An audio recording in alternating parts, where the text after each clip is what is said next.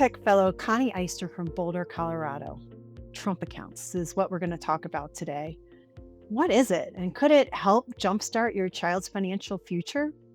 In 2025, the One Big Beautiful Bill Act introduced a new investment account for children. It potentially includes a $1,000 federal seed contribution and tax deferred growth. But before opening an account, it's important to understand how those accounts work, who qualifies, and what families should consider. We're so lucky today to have ACTEC fellow Susan Bart of both Arizona and Illinois. She's going to help us better understand this new investment account. Hi, Susan. What an interesting topic. Hi, Connie. It's a fascinating topic. We're adding yet another way to save for children to already very large array of techniques. So, what is a Trump account? Well, it's a newfangled, newly made type of savings account that is intended to encourage long-term investment for children. And after a child becomes 18, will essentially function as an IRA for that child. And could anybody open up a Trump account or who qualifies? In general, U.S. citizens who are under the age of 18 and have a Social Security number can have an account opened for them by their guardian or their parent. And one of the major attractions of the law is that for children who are born in 2025 through 2028, and that just happens to coincide with the current presidential term, are entitled to receive a $1,000 deposit from the government. And that contribution to the Trump account would be made income tax free. So they get a free $1,000 to kickstart their account. And is that deposit automatic or how does that work? All of the details are still being worked out, but we are promised that these accounts are going to be up and operational by July 4th of this year, a year after the bill was passed.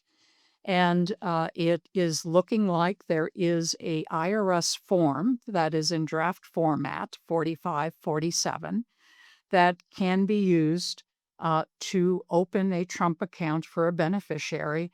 And also, if the beneficiary qualifies, to request the $1,000 deposit. I expect that most accounts are probably going to be open online at a Trump account website, which will help facilitate opening these accounts. But it is technically two different things that the parent or guardian needs to do. They need to open the account and they need to make a special election to have it funded with the $1,000. And can you open them at your local bank or at an investment institution, or who's going to hold these accounts? We are all holding our breath, waiting to find out what banks or financial institutions will be offering these accounts. What we do know is that these accounts are required by the statute to be invested only in equity funds that are broad-based and consist of primarily only U.S. equities. So, for example, the S&P would be a possible fund. And the banks that will sponsor these programs also have to have very low fees, less than 1/10 of 1 percentage point on the investments in these accounts. And they will be administering and holding these funds for for the beneficiaries. And so it sounds like if you have a very small child, the government may contribute the initial seed money to the account. But if you have an older child, how are those accounts going to be funded? Is that can anyone contribute? Can an employer contribute? There are three other ways to contribute to a Trump account.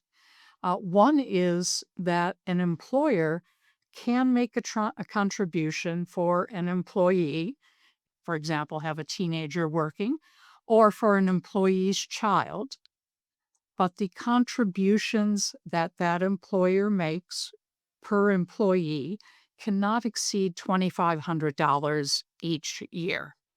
So there is a cap on the amount that they can contribute. And if your employer decides to offer that benefit, that's wonderful because the contribution to the Trump account will not be treated as income to the employee.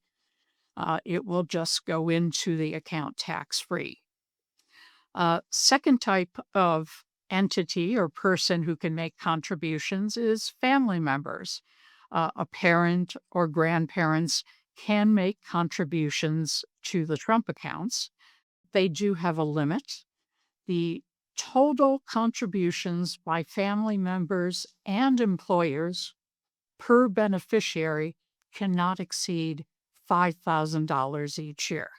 So there's another annual limit there. And we can talk a bit later about why individuals should be cautious about making contributions right now.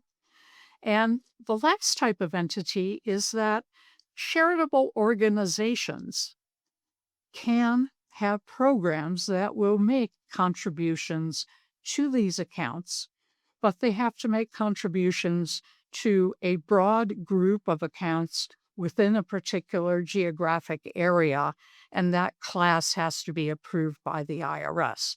So, for example, Susan and Michael Dell have pledged $6.25 billion that they will put into Trump accounts for beneficiaries under age 10 who are not getting that $1,000 kickstart from the government. But they will be choosing particular geographic areas. My last understanding is they were likely to be geographic areas where average income is less than 150,000 per year. Let's say you set up one of these Trump accounts for your child. Do the parents control the account, or is there an age at which the child control the account? The bank controls the account really until the year in which the beneficiary turns age 18. There is some limited ability to roll over to a different institution, to a different Trump account. Um, but for the most part, the funds are just invested and hopefully growing. No distributions are permitted, regardless of the reason.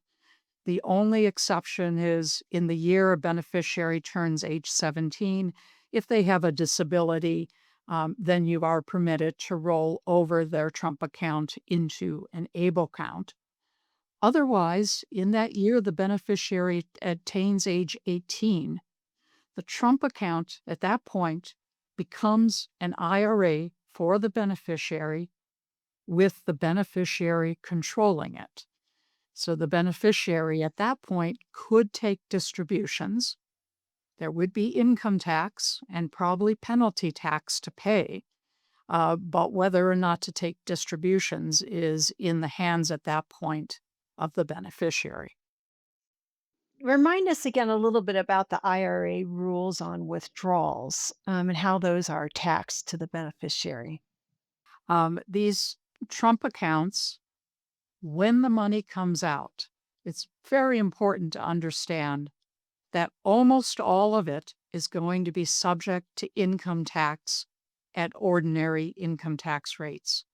The only funds that won't be subject to income tax are the amount that family members contributed to the account.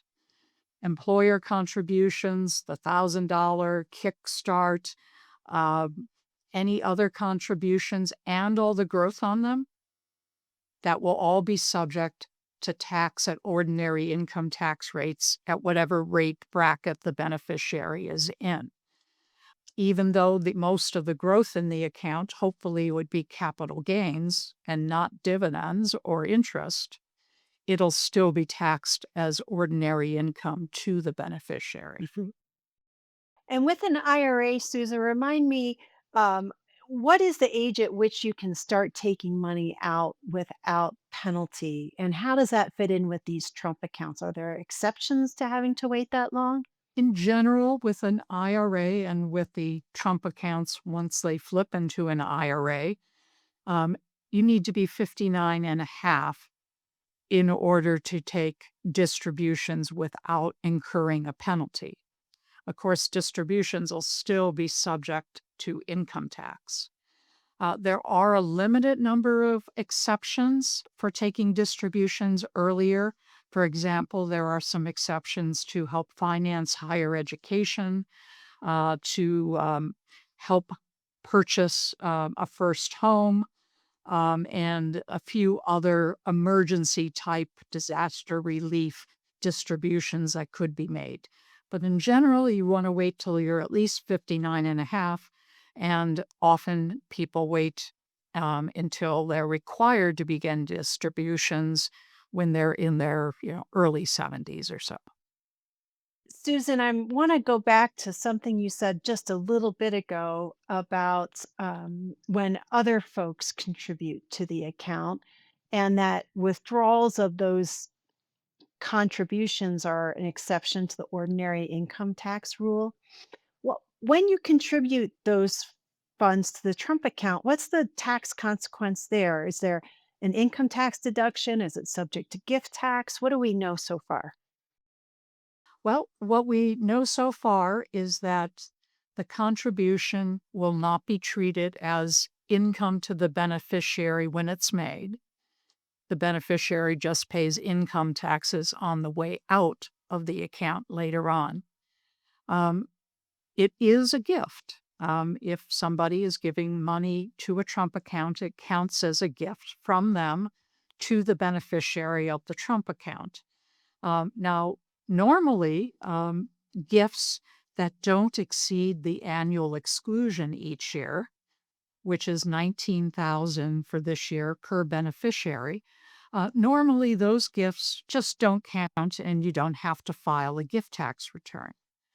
However, for some very technical reasons, the statute here omits some critical language that would qualify these gifts for the annual exclusion. And so I and many other attorneys believe that under the current law, gifts from individuals to Trump accounts technically won't qualify for that gift tax annual exclusion. What that would mean that even if you put in just $5,000, you'd have to file a gift tax return reporting that gift, and you'd have to use a piece of your lifetime estate tax exclusion covering the gift. I don't think that's what the drafters of this legislation intended. And ACTEC has made comments on the legislation, pointing out presumably this inadvertent error so that it can be either fixed in regulations or by a technical correction to the law. But until we get that fix, I would be reluctant to put any individual contributions into the Trump account. Great. That's really helpful advice. Susan, thinking about all the different ways that you can put money aside for kids, we've got the new Trump account. We've got the 529s, which used to be new, but I guess are old now. We've got UTMAs. Sometimes we even have Roth IRAs if the minor has taxable income. How do we sort through all these different accounts? What are their pluses and minuses? What's best suited for what kind of person? So I look primarily at two different things. And the first is control. So with Uniform Transfers to Minors Act account, it's the custodian, the parent or the grandparent who's controlling the money. They can use it while the child is a minor in ways to benefit the child. And then, when the child reaches the statutory age, usually between 18 and 21, the beneficiary has a right to withdraw the UTMA account. And at that point, the money is the beneficiaries, and they can spend it however they want. That is similar on the control issue to the Trump account because the beneficiary will have control of the account once they turn age 18.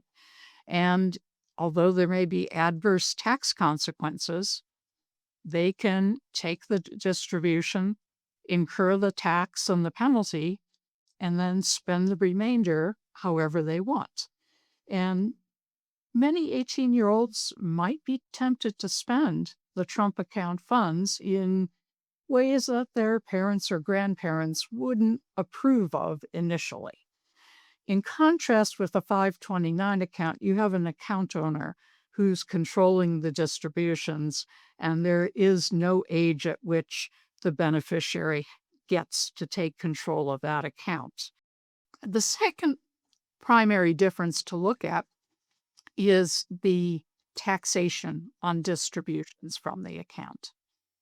With a 529 account, when distributions come out, if they're used for any of the qualified education expenses spelled out in 529, there's no income tax on the distribution. And that includes nowadays, 529 just keeps getting better and expanding. It's not only college and graduate school, there's primary and secondary school you can make distributions for. You can also make distributions for vocational training and apprenticeship, and a broad array of different types of education relation expenses. In contrast, when distributions are made from the Trump account, they are going to incur income tax except for the amount of contributions that were put in by individuals. And on a UTMA account, there's no special tax when the funds are turned over to the beneficiary. So, in general, I think 529 accounts are going to be the better vehicle for most people. If you have fully funded your 529 account and you're really afraid of putting any more funds into it because you're afraid that you won't be able to spend them on education related expenses, then perhaps you'd want to consider either a trust for the child if there'll be significant additional contributions. And if you just want to make smaller additional contributions, then a Trump account might be an appropriate idea. Susan, are there any final comments you have if you had to sum up your thoughts on Trump accounts for folks that are contemplating opening one up? What are some of the takeaways? I think some of the takeaways are with so many different giving vehicles out there, and we only touched on a handful of them. There's at least as many more that we didn't touch on today.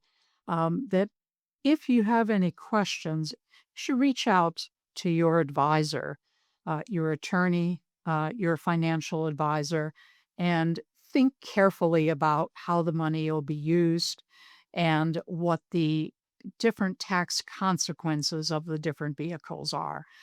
By all means, if you have a child who's going to qualify for the $1,000 governmental contribution or for one of the contributions from other charitable contributors, open up a Trump account. But think hard before you decide whether that's the place you want to put your individual contributions. Terrific. What a great summary. Thank you, Susan, so much for that wonderful discussion about Trump accounts. It's so valuable and so much good information. For those who want more information, feel free to go to actec.org/Trump-account, as we'll be posting for updates on Trump accounts as they develop.